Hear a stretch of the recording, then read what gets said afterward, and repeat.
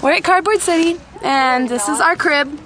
We'll be spending the night here, simulating homelessness. How do you guys think the problem of homelessness could be solved?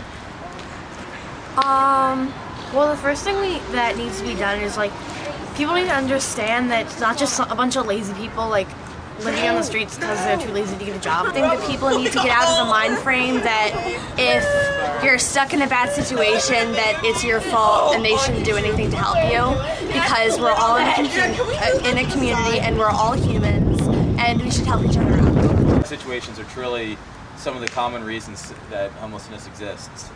Mental illness, drug, alcohol abuse, abuse, whether it is domestic abuse or sexual abuse, loss of a job, a divorce. Major shifts in a life can drive somebody to homelessness. A lot of it doesn't even have to deal with you've lost all your money. A lot of it is you're in a bad situation, so you leave your home and you have money, but you don't have enough to afford rent. You don't have enough to buy a house. You don't have enough to keep yourself sustainable to keep that job. I think it's a problem that really needs to be talked about, and I don't think people really understand like how many people suffer from homelessness and how many people are homeless, and like especially youth that's homeless.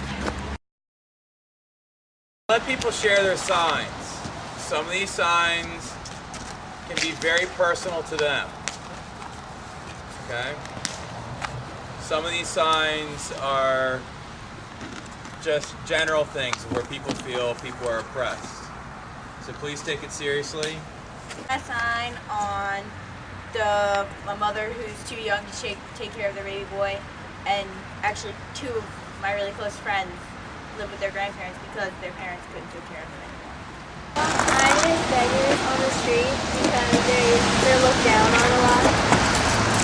Who have oppressed parents, because a lot of times kids look up to their parents, and you see this a lot in schools, is that when their parents go the wrong way, the kids then are all confused and they go the wrong way too. It's really very sad.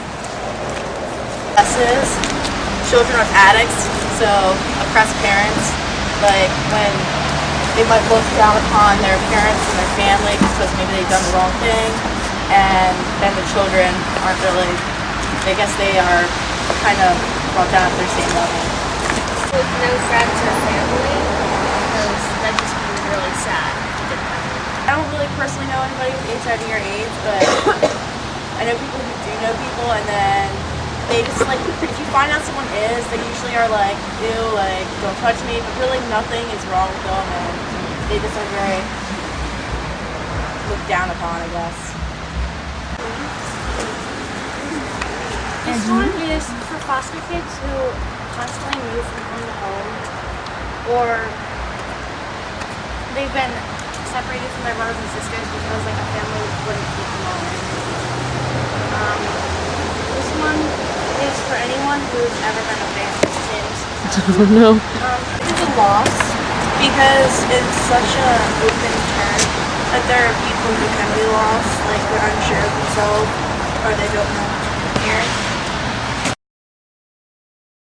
Okay, how do you think we can solve the problem of homelessness? I think doing more things like this, and I think Julia made a really good point about educating people and being more aware that people around us in our own community struggle with this. And A lot of people also, they really don't sit there and think about what small little things in somebody's life could really help them get over an edge. $200, $300 to help somebody get a shower, a fresh set of clothes, and just be able to show up for an interview and look like they're ready for the workforce can mean a lot for somebody that might not necessarily be, in the gutter homeless, but just kind of like, I'm in a bad situation, I'm about to lose my home, or I just lost it because I lost my job.